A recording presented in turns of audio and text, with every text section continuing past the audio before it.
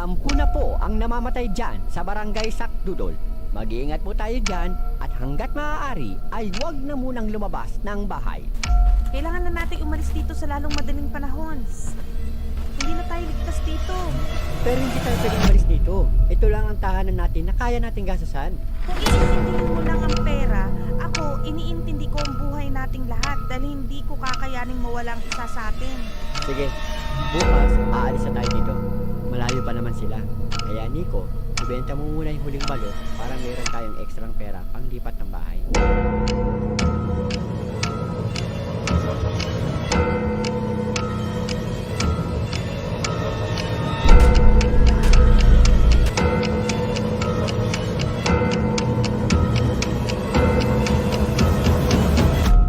One, 2, 3, 4, 5. Barili mo sila!